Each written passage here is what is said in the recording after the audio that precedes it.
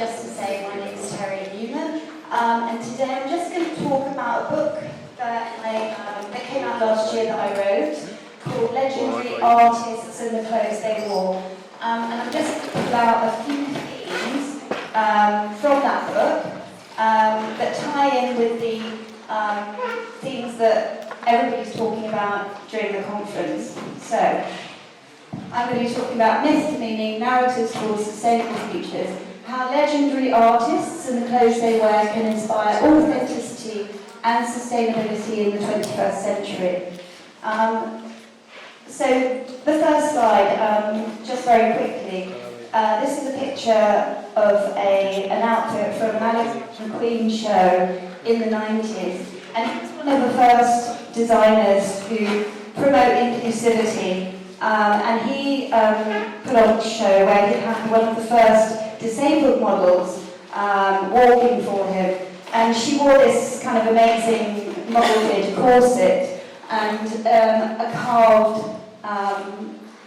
wooden leg, and it was very exciting at the time.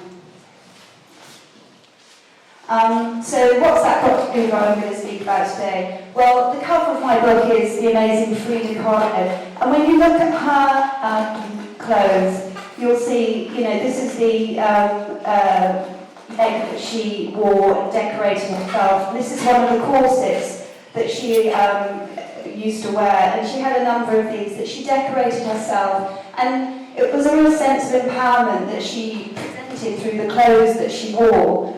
And so what I want to talk about today is the idea that finding your own style outside of trends, which many of you probably will agree don't exist anymore, but finding your own signature style and consuming fashion in that way is possibly a way forward for the fashion industry and a kind of greener future. As a totem of society, the fashion industry has keen eyes glued on what it's going to do next. But today's revolution and evolution belong to those on Instagram and Snapchat. And to move towards a greener future, the next step is all about the individual. Personal style pursued outside the current fashion system, not led by seasonal themes, is the way forward. As we move to a more contemplative consumer, the accountability of a fashion brand will become ever more paramount. It's our own sustainable programme and backstory, as well as our ideals and originality, which will attract customers to buy to keep. That's why I'm so interested in what Dr. Judy King was speaking about. Looking at clothes through the prism of art can give energy to the idea that clothes are something like art, can be treasured, loved, and have longevity. Nothing in art is more important than identity, and examining the clothes artists wear gives us a fascinating insight into their character. Clothes worn by everyone divert personal stories, as well as clues about where and how lives are led. Some artists, for example, Yuri Kusama was on the previous slide, or here Keith Haring, for example, also generated fabulous fashion collections themselves.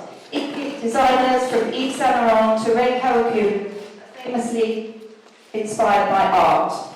So one of the artists I spoke about in my book is Cecil Beaton. And I pulled out this quote because I found it very interesting, and it really platforms everything that I'm trying to say.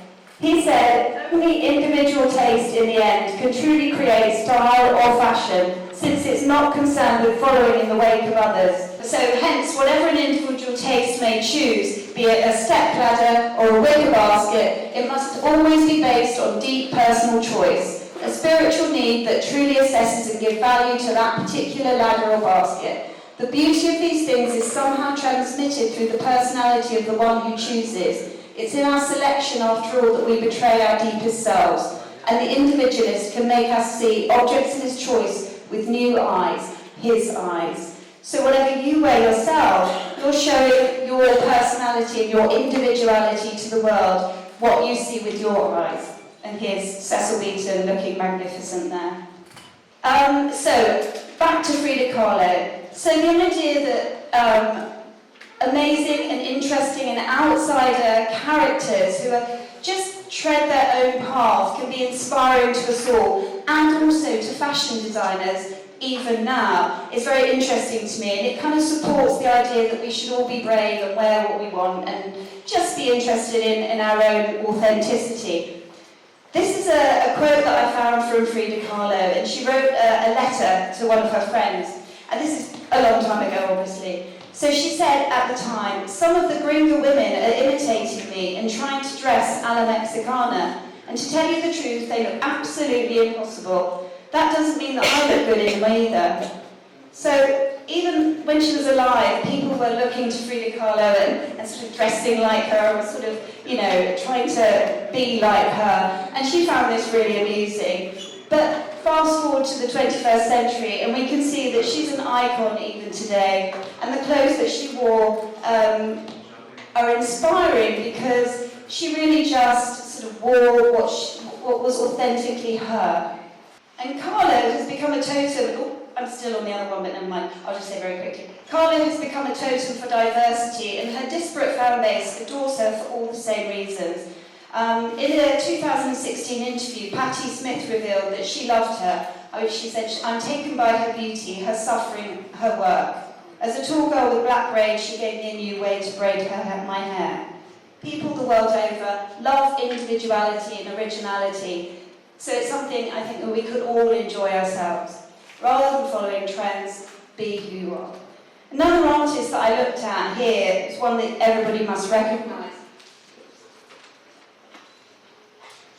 Jean-Michel Basquiat. Here's a quote about him. "People say that Jean-Michel looks like art."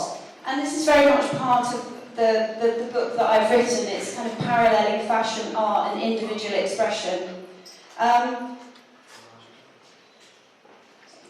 So Basquiat's paintings have obviously got jaw-dropping, blockbuster appeal in the art world, but his personal aesthetic has transcended cool for over 30 years. He died only at the age of 27 in 1988, but his moment in style time has shaped the edges of both the underground and the overground of fashion, and is still highly relevant and desired.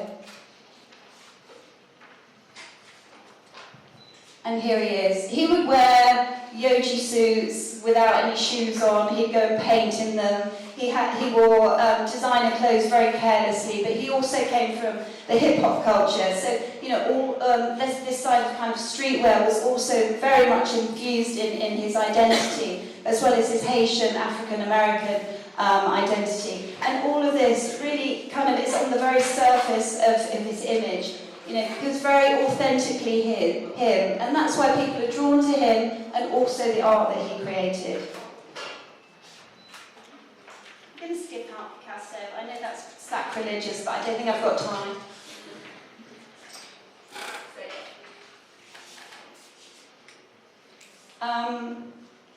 So just kind of drawing to a conclusion, looking at being an individual and having your own style and believing in who you are and what your own fashion choice is something that fashion designers are completely aware of. And when you look at their mood boards, you'll see many interesting artists who were, at the time when they were alive, completely sort of seen as oddballs and quirky and sort of not particularly in the fashion system, but these are the icons that are revered today within the industry.